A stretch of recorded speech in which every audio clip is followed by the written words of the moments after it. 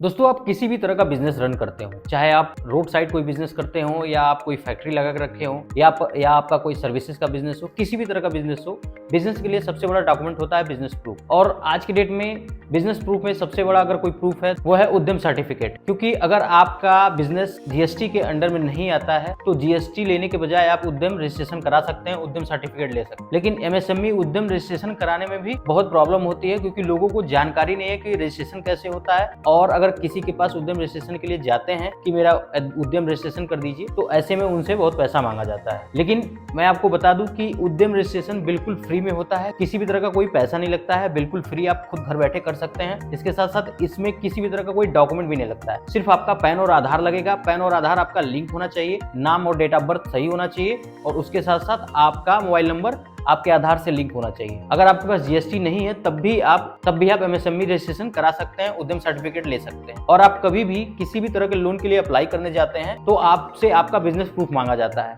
और business proof में आपके पास जीएसटी और उद्यम सर्टिफिकेट दोनों होना बहुत जरूरी है। अगर आपके पास जीएसटी है और उद्यम सर्टिफिकेट नहीं है तब भी आपको इमीडिएट उद्यम रजिस्ट्रेशन कराना पड़ेगा। और अगर आपके पास जीएसटी नहीं है और सिर्फ उद्यम सर्टिफिकेट है तब भी आपका लोन हो सकता है, क्योंकि आपका बिजनेस अगर छोटा है तो आप एमएसएमई रजिस्ट्रेशन से भी काम चला सकते हैं। तो आप कोई भी बिजनेस करते हो, आपके पास आपका बिजनेस प्रूफ का होना बहुत जरूरी है। तो उद्यम एमएसएमई सर्टिफिकेट रजिस्ट्रेशन का कंप्लीट प्रोसेस इस वीडियो में हम देखने वाले हैं। स्टेप बाय स्टेप मैं आपको एक एक चीजें बताऊंगा कि कैसे आपको रजिस्ट्रेशन करना है। इस वीडियो को फॉलो करके आप अपना बिजनेस रजिस्ट्रेशन कर सकते हैं, और साथ में इस वीडियो के अंत तक बने रहेगा, क्योंकि कुछ चीजें ऐसी हैं जो आपको जानना बहुत जरूरी है। अगर आप उसको फॉलो नहीं करते हैं तो ऐसे में आप बीच में ही फंस सकते हैं और आपको लगेगा कि आप खुद रजिस्ट्रेशन नहीं कर पाएंगे। जो छोटी छोटी बातें हैं उसको जानना बहुत जरूरी है। अगर आप उसको समझ लेते हैं तो आप बहुत ही आराम से 10 से 15 मिनट में अपना उद्यम रजिस्ट्रेशन कर सकेंगे। तो चलिए बिना देर किए वीडियो को स्टार्ट करते हैं। अगर आप चैनल पर पहली बार आए हैं तो चैनल को सब्सक्राइब करें, वीडियो को लाइक करें, क्योंकि इसी तरह के इन्फॉर्मेटिव वीडियो मैं इस चैनल के द्वारा लाता रहता हूँ।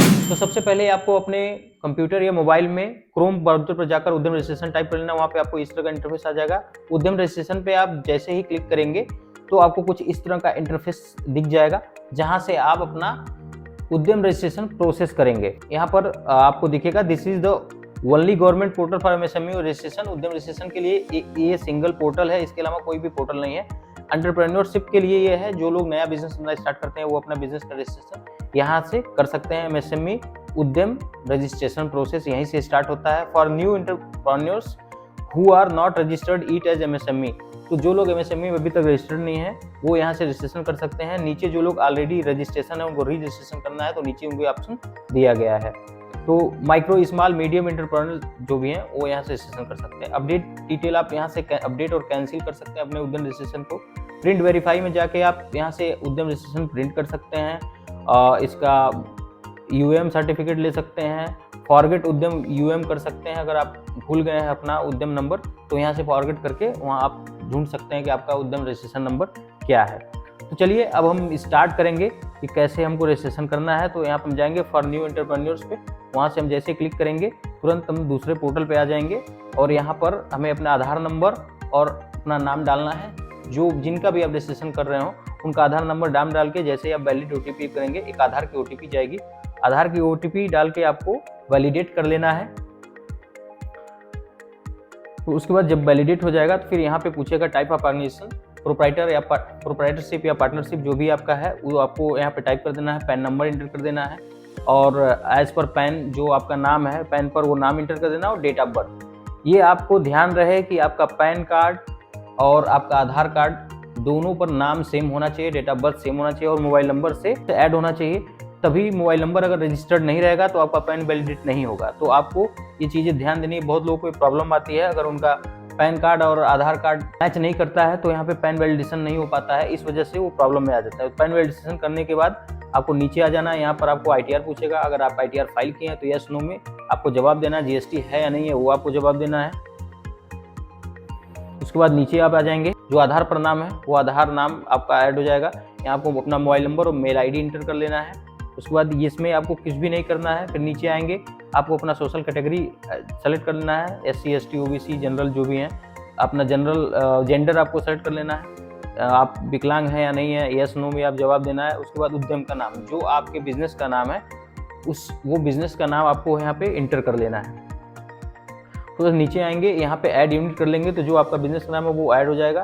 फिर नीचे यूनिट आपको ऐड करना है, तो जब यूनिट आपको ऐड करना है तो यूनिट में भी आप अपना बिजनेस का नाम इंटर करके ऐड यूनिट कर लेंगे और नीचे आपका यूनिट नाम ऐड हो जाएगा। फिर आप यहाँ पे यूनिट नाम को सेलेक्ट करेंगे और यूनिट नाम को सेलेक्ट करने के बाद अपना जो आपके बिजनेस का एड्रेस है वो बिजनेस का एड्रेस यहाँ पे आपको एंट्री करनी है। तो आप जो भी आपका बिजनेस का एड्रेस है डिटेल में आपको अपने बिजनेस का पूरा डिटेल एंट्री करना है और पूरी डिटेल एंट्री करने के बाद आपको नीचे ऐड प्लांट पर जाना है। यहाँ पर आपको अपना एक लैंडमार्क डाल देना है, उसके बाद अपना सिटी, राज्य सब। अब ऐड प्लांट पर आप जब जाएंगे, जैसे ही आप ऐड प्लांट करेंगे तो आपका जो ये एड्रेस है वो ऐड हो जाएगा और यहाँ पे सारी चीज़ें आपको दिख जाएंगी। इसके बाद नीचे आपका पूछता है कि ऑफिस एड्रेस क्या है, आपके बिजनेस का एड्रेस क्या है, तो सेम वही एड्रेस आपको यहाँ पे एंट्री कर देनी है। उसके बाद आपको गेट लैटिट्यूड और लॉन्गिट्यूड, आप दोनों ये चीज़ें आपको कर लेनी है। जैसे ही आप इस पर क्लिक करेंगे आपको मैप खुल जाएगा, वहाँ मैप से जाके आप उस पर जूम करके आप अपना एरिया चुन सकते हैं। उसके बाद आप उसको नीचे आएंगे, नीचे आपको पूछेगा previous UM registration number if any. अगर आपका पहले से कोई रजिस्ट्रेशन है और कोई उद्योग आधार रजिस्ट्रेशन 2020 से पहले आपका उद्योग आधार रजिस्ट्रेशन था और चाहते हैं आप उसको उद्यम रजिस्ट्रेशन में कराना, तो यहाँ पे आप प्रीवियस यूएम करके आप जा सकते हैं। वो यूएम नंबर आप यहाँ पे एंटर करेंगे तो पूरा डिटेल आपका वहाँ से उठा लेगा और आगे ये उद्यम में कन्वर्ट हो जाएगा। उसके बाद आप नीचे आएंगे, स्टेटस ऑफ एंटरप्राइजेज पूछेगा कि कब आपका रजिस्ट्रेशन हुआ है, आपने कब ये स्टार्ट किया है, कब आपने बिजनेस स्टार्ट किया, वो आपका डेट पूछेगा।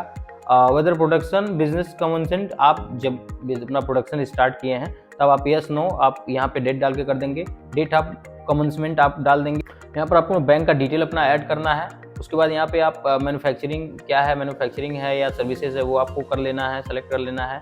और अपना जो ट्रेडिंग है, नॉन ट्रेडिंग है, वो आपको सेलेक्ट करना है। फिर आपको NIC कोड सर्च करना है। आपने यहाँ पे मैंने सर्विसेज ले लिया, ट्रेडिंग ले लिया और NIC कोड में आप यहाँ पर आएंगे तो यहाँ पे भी आपको सर्विसेज का चुनना पड़ेगा या ट्रेडिंग है तो ट्रेडिंग चुनना पड़ेगा। फिर आप NIC कोड में जाएंगे और NIC कोड में आप अपने सर्विसेज के अकॉर्डिंग जो वहाँ पे दिया होगा उसको आप सेलेक्ट कर लेंगे। उसके बाद नीचे आपको दिखेगा कि आप कितने व्यक्ति हैं जो आपके फर्म में काम करते हैं, उनका आपको डिटेल यहाँ पे दे देना है।